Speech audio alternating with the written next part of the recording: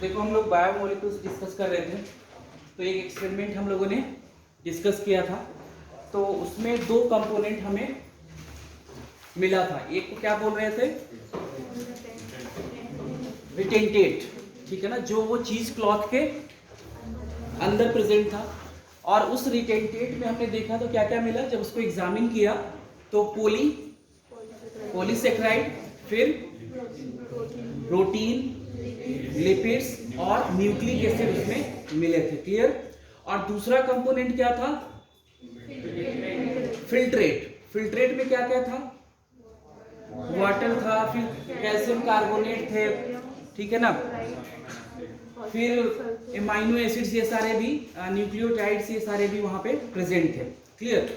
अब क्या हुआ, जब उनका वेट मेजर किया तो जो रिटेंटेड थे उसमें कितना था मॉलिक्यूलर वेट, 10,000 के रेंज में था। क्लियर। तो रिटेंटेड में जो भी हमें कंपाउंड्स मिले थे जनरली वो ऑर्गेनिक कंपाउंड्स थे, और उनका जब हमने वेट मेजर किया तो उनका मॉलिक्यूलर वेट किस रेंज में था, 10,000 के रेंज में और एवव। क्लियर। तो और जब हमने फिल्ट्रेट का वेट मेजर किया, फिल्ट्रेट में जो भी सब्सटेंसेस थे, जो भी कंपाउंड्स थे उनका, तो वहां पे हमें मॉलिक्यूलर वेट कितना मिला, 18 टू 800 डाल्टन के बीच में। 18 टू 800 डाल्टन के बीच में मीन्स लेस देन 1000 आप बोल सकते हो, और between the range of 18 to 800 dalton. Clear. तो इस पॉइंट को लिखना आप।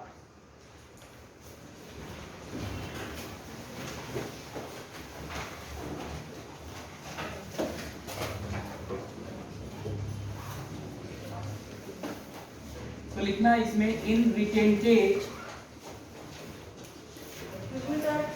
हाँ, इन रिटेंटेड, जिसको एसिड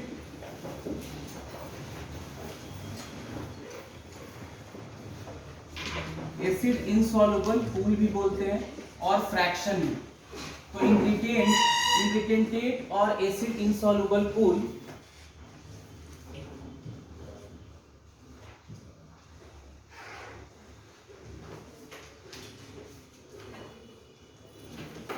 कंपाउंड्स, ऐसे लिखो, इन रिटेंटेड और एसिड इनसॉल्युबल पूल ऐसे लिख लेना। उसमें लिखना organic compounds present in retentate, organic compounds present in retentate having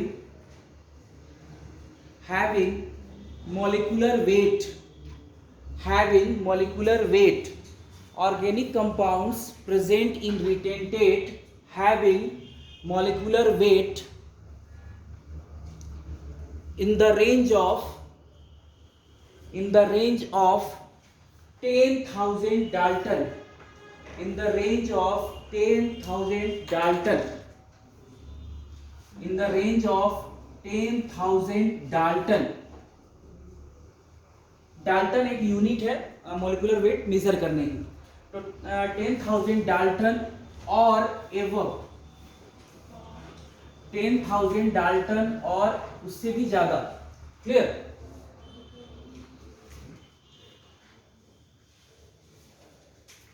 फिर नेक्स्ट पॉइंट लिखना, इनफिल्ट्रेट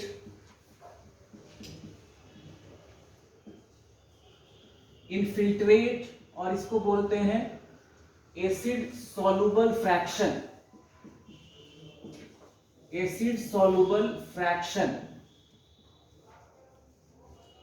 तो इनफिल्ट्रेट और acid soluble fraction compounds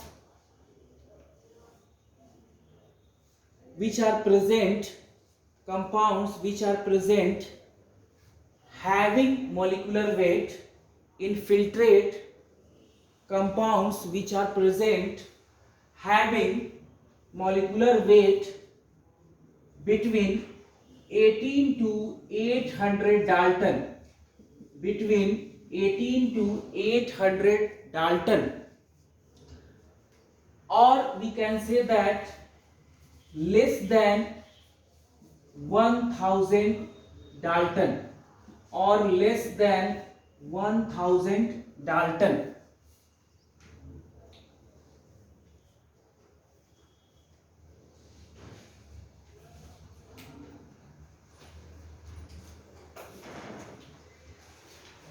clear. अब इस मॉलिक्यूलर वेट के बेसिस पे हमने इनको बोल दिया, जिनका 10,000 डाल्टन और उससे ज्यादा था उसको बायो मैक्रोमोलिक्यूल्स। क्लियर। तो उनको हमने क्या बोला, बायो मैक्रोमोलिक्यूल्स। तो सॉल्युबिलिटी के बेसिस पे हमें रिटेंटेट या एसिड सॉल्युबल पूल या फ्रैक्शन मिला था, या उसका दूसरा कंपोनेंट फिल्ट्रेट या एसिड सॉल्युबल पूल, और इधर एसिड इनसॉल्युबल पूल या एसिड इनसॉल्युबल फ्रैक्शन। और मॉलिक्यूलर वेट के बेसिस पे हमने बायोमोलिक्यूल्स को दो कैटेगरी में क्या किया, डिवाइड किया। जिनका वेट 10,000 डाल्टन और एबव था, और यू कैन से मोर देन 1,000 डाल्टन, उनको हमने कहाँ रखा, उनको हमने बोला बायो मैक्रोमोलिक्यूल्स। क्लियर। तो इनको हमने बोला बायो मैक्रोमोलिक्यूल्स।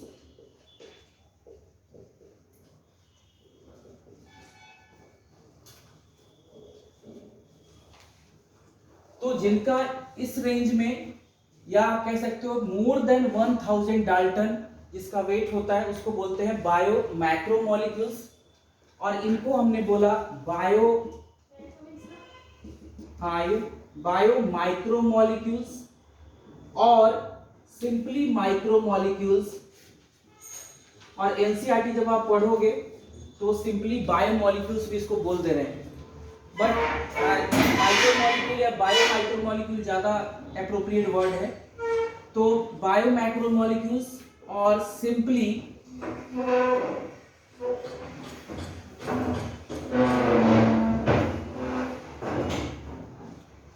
क्लियर। तो इसमें नेक्स्ट पॉइंट आप लिख लेना,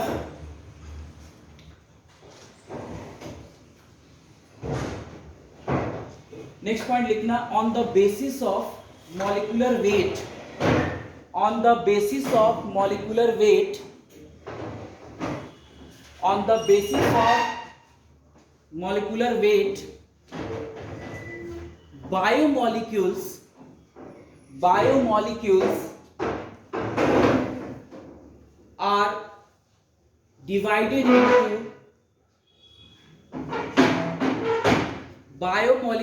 are divided into two category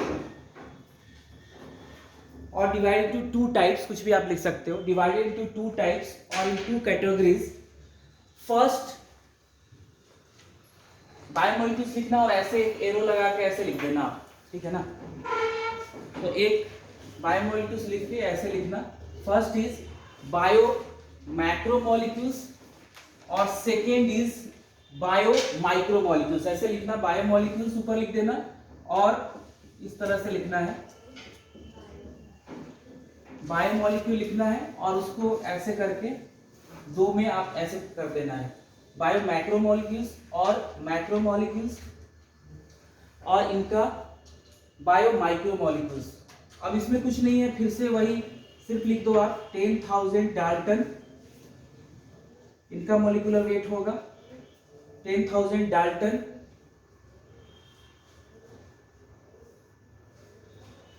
10,000 Dalton होगा इनका वेट। या बोल सकते हो मोर देन, ये भी पॉइंट आप लिख सकते हो, more than 1,000 Dalton, more than 1,000 Dalton. यहां पे वही चारों एग्जांपल्स आएंगे, यानी polysaccharide, proteins, lipids and nucleic acid. तो बायो मैक्रोमोलिक्यूल्स में आ गए पॉलीसेकेराइड,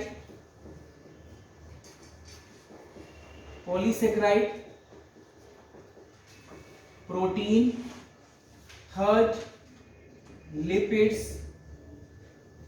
एंड न्यूक्लिक एसिड।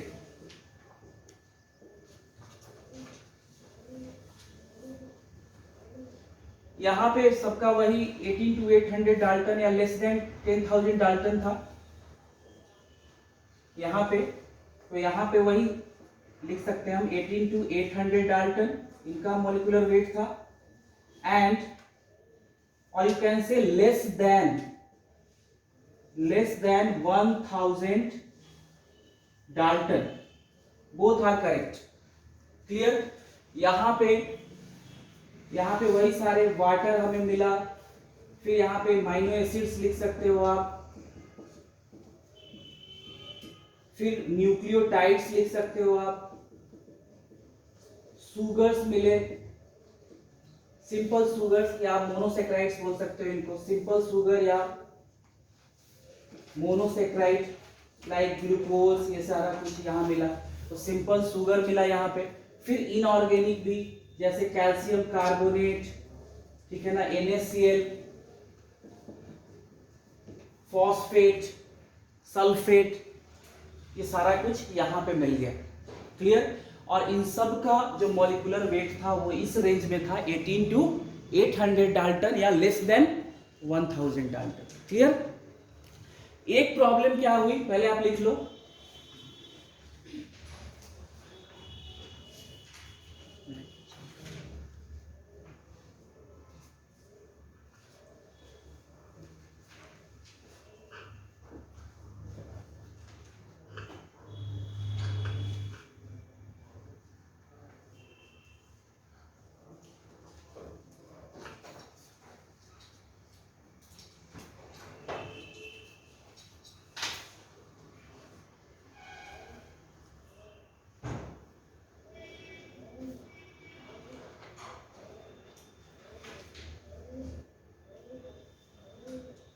अब इस बैच में सारे लोग आ गए हैं, कुछ घर पे भी हैं अभी?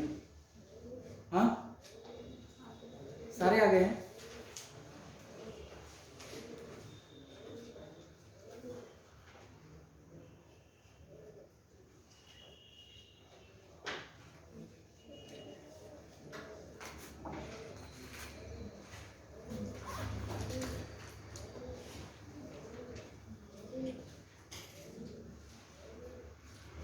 क्लियर?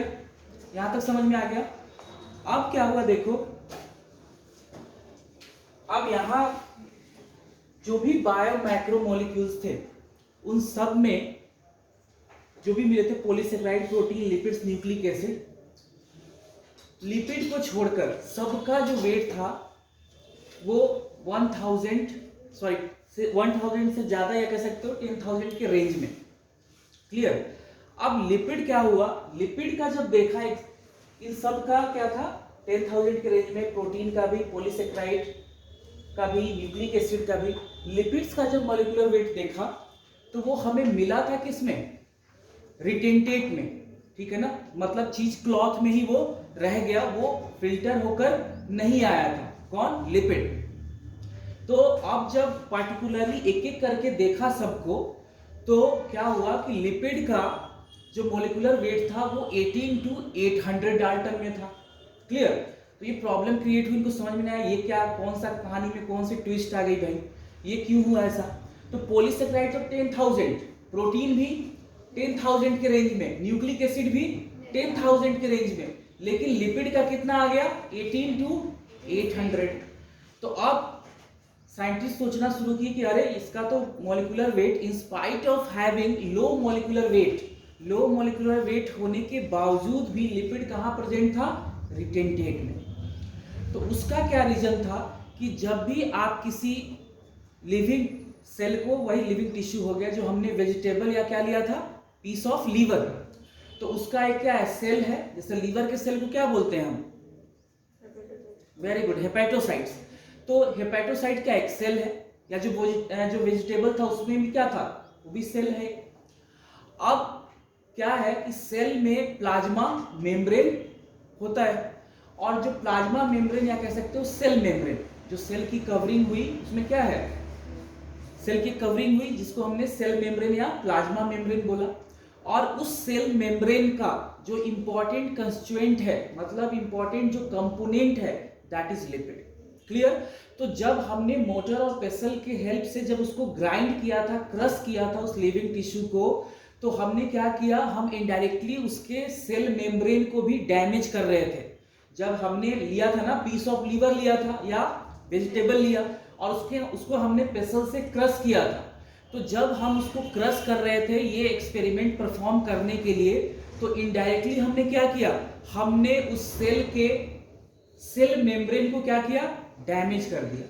और जब उसको डैमेज किया या ब्रेक किया तो वो जो लिपिड था वो सेल मेम्ब्रेन में जो लिपिड था वो क्या हुआ, ब्रेक करते वक्त वो वेसाइकल्स बन जाता है। जैसे ही आपने उसको ब्रेक किया तो अदर कंपोनेंट के साथ वो अकेला नहीं रह पाता, क्योंकि जो सेल मेम्ब्रेन है वहां पे प्रोटीन भी है, वहां पे लिपिड भी है। तो क्या हुआ, अब लिपिड अकेला नहीं रहा, वो सेल मेम्ब्रेन में है या अदर मेम्ब्रेन में प्रेजेंट है, और जैसे ही आपने उसको क्रश किया या ग्राइंड किया उस सेल को, लिपिड को भी आपने ब्रेक कर दिया। जो लिपिड प्रेजेंट था, मतलब बेसिकली सेल मेम्ब्रेन को आपने ब्रेक कर दिया, और अब वो लिपिड अकेला नहीं रहा, वो अदर कंस्टिट्यूएंट्स के साथ वेसाइकल बन गया। Vesicles means small spherical structures होते हैं, स्फेरिकल गोले गोले राउंड से स्फेरिकल स्ट्रक्चर्स होते हैं, उनको बोलते हैं वेसाइकल्स। और उन वेसाइकल्स का साइज इतना बड़ा होता है कि वो कॉटन या चीज क्लॉथ से बाहर नहीं आ पाता। तो उसका वेट कम है, मॉलिक्यूलर वेट 18 to 800 डाल्टन के बीच में है, लेकिन वो सेल मेम्ब्रेन का या प्लाज्मा मेम्ब्रेन जो कवरिंग होती है सेल के राउंड, उसका एक इंपॉर्टेंट कंपोनेंट है। और जब आपने उस सेल को क्या किया, आपने ग्राइंड किया था या आपने जब क्रश किया था तो ब्रेक कर दिया किसको, सेल मेम्ब्रेन को भी हमने इनडायरेक्टली सेल मेम्ब्रेन को भी ब्रेक किया, और सेल मेम्ब्रेन में जो लिपिड था उन्होंने क्या बना लिया, वेसाइकल्स। ठीक है, तो अदर कंपोनेंट्स के साथ मिक्स होके उन्होंने क्या किया, अब बना लिया vesicles. Vesicles are small spherical structures, और उनका जो साइज होता है वो चीज क्लॉथ के जो पोर्स होते हैं उससे बड़ा होता है, तो वो फिल्टर्ड होकर नहीं आ पाता। क्लियर? इस कारण से लो मॉलिक्यूलर वेट होने के बावजूद भी वो कहां रह गया, रिटेंटेट में रह गया। कौन? लिपिड। क्लियर? तो चलो लिखो इसको।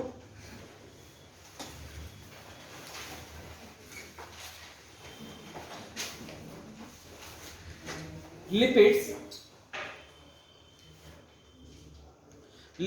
which are present in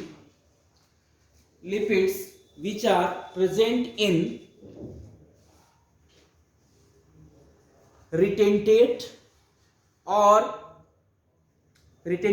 or acid insoluble pool,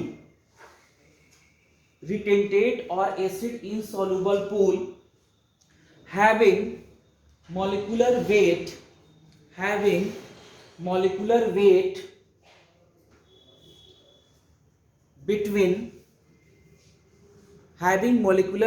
between 18 to 800 Dalton. 800 Dalton. Next point, in spite of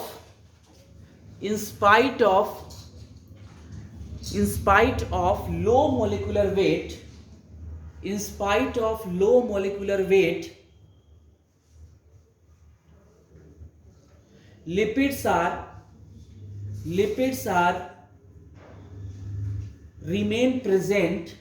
lipids remain present in retentate. In spite of low molecular weight, lipids remain present in retentate because lipids are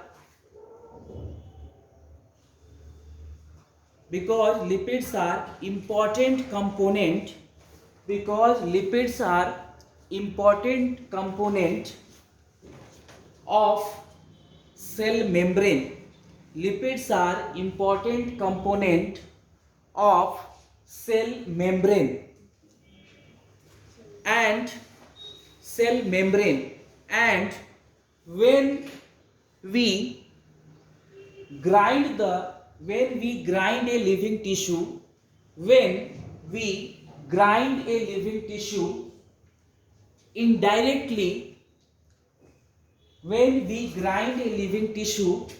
indirectly we break the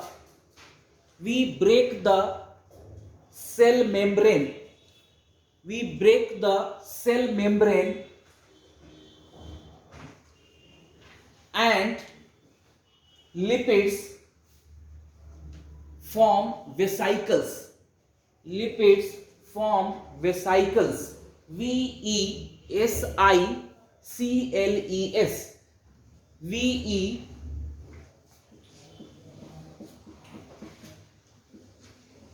vesicles are a small spherical, bracket में लिख लेना, small spherical structure. Small spherical structure. Small spherical structure.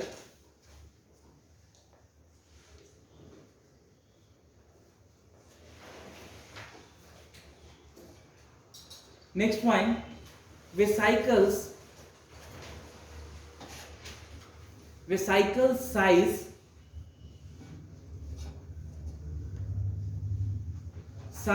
is more than vesicle size is more than the pores, more than pore size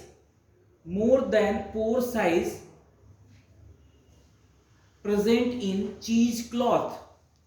Vesicle size is more than pore size present in cheesecloth.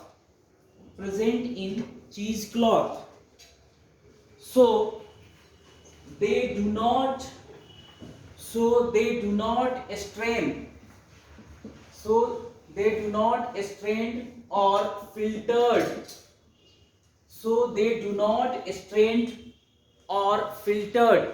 Strained, STRAIND मतलब filter,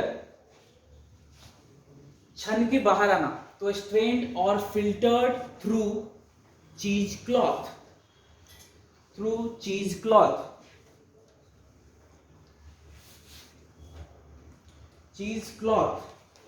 Okay.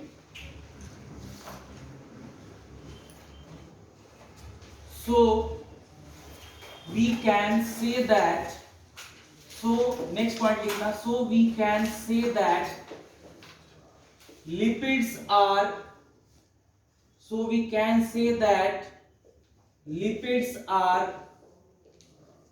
not strictly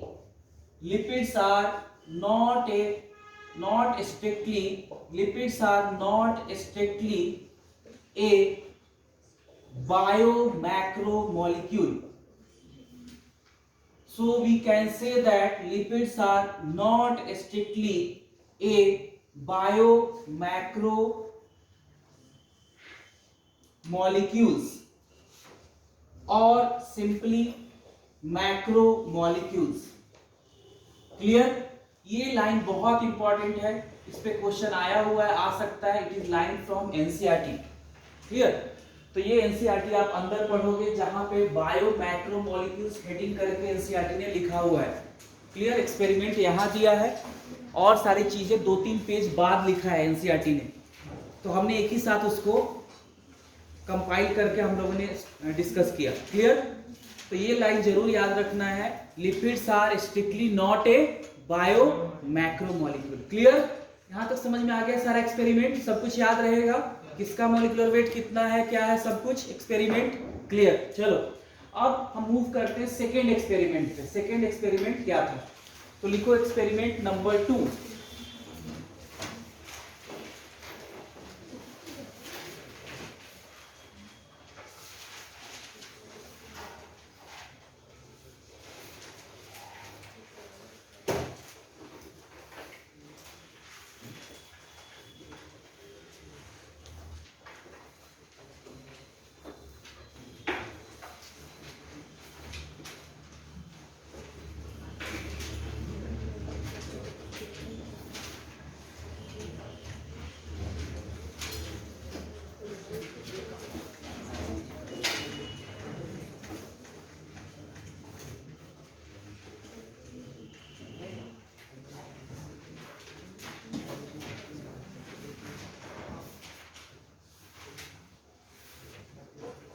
तो next experiment number 2.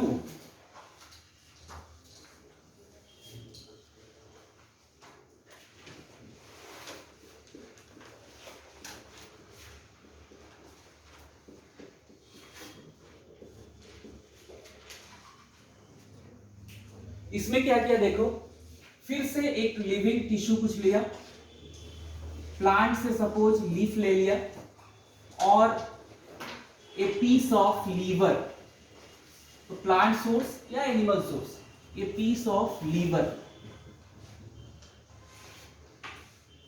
और इसका weight measure किया गया। Clear? जो हमने leaf लिया या पीस ऑफ लीवर लिया, उसका क्या किया, वेट मेजर किया, और ये जो वेट मेजर किया उस वेट को बोला wait,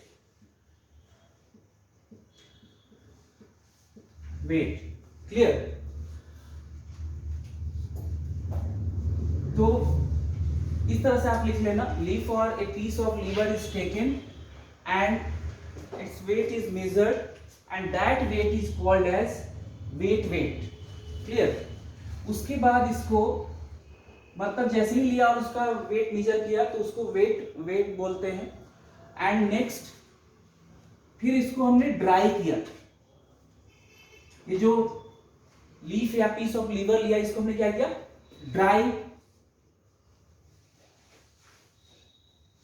dried it in sunlight. Clear? फिर इसको ड्राई किया कहां पे, सनलाइट में। अब जैसे ही ड्राई करोगे तो क्या होगा, दैट लीड्स टू इवेपोरेशन, किसका बोलो, वाटर का। Very good. तो evaporation of water. Clear?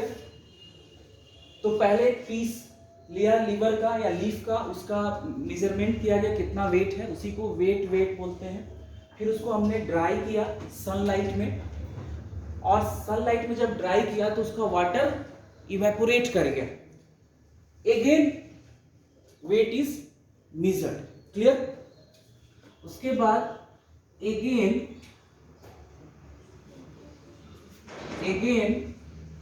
Wait is measured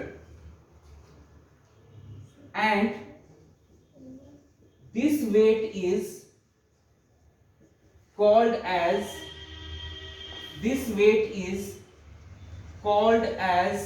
dry weight. This weight is called as dry weight. Clear? Means weight का मतलब it is the weight of fresh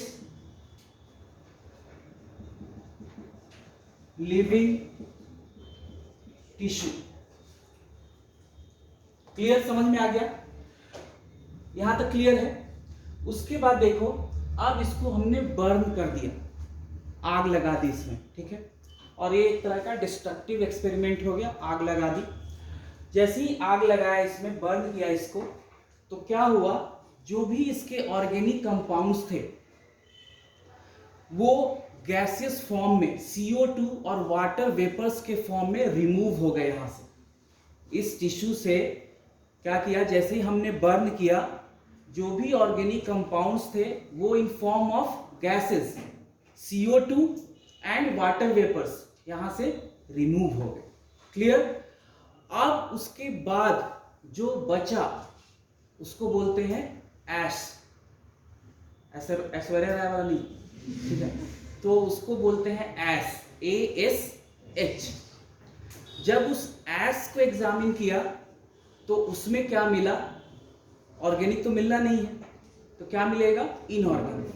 तो कुछ elements मिले जैसे कैल्शियम, मैग्नीशियम, और भी मिला, लेकिन एनसीईआरटी में जो है वही हम बता रहे हैं आपको, कैल्शियम एंड मैग्नीशियम। और कुछ कंपाउंड्स मिले लाइक फॉस्फेट एंड सल्फेट। वो कहां मिला था, याद आ रहा है? फॉस्फेट और सल्फेट कहीं और भी मिला था, कहां मिला था? किस, एसिड सॉल्युबल या acid insoluble? Very good, acid soluble में। यही लाइन फिर से एनसीईआरटी वहां भी लिख रही है। क्लियर? तो इस तरह का ये एक्सपेरिमेंट था, यानी यहां तक समझ में आ गया आपको। उसके बाद लिखना है dry wait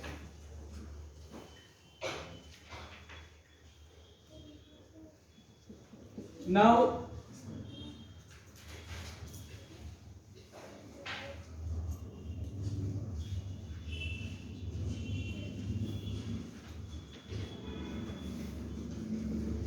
dried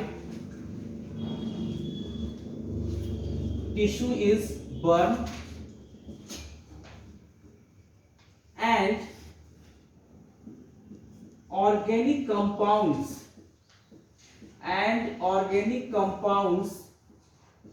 are removed. Organic compounds are removed in form of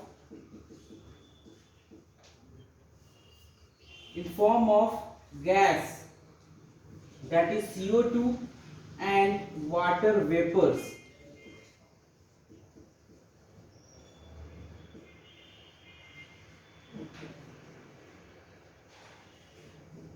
And remaining part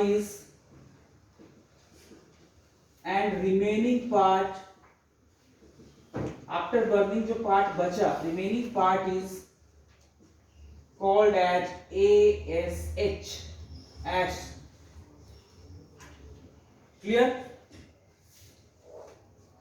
Or when ash is examined,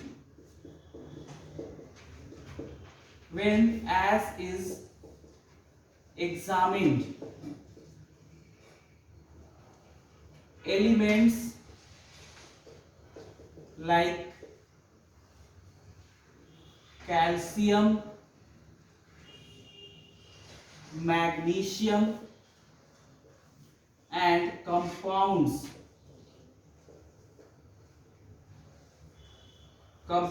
like calcium carbonate, उससे पहले ये लिख लो जो एनसीईआरटी वाला है, कंपाउंड्स लाइक, ये लिखो phosphate and sulphate which was also present in or which was also component of acid soluble pool. तो यहाँ भी आपको प्रेजेंट मिला था. क्लियर? तो यहाँ तक नोट कर लेना आप.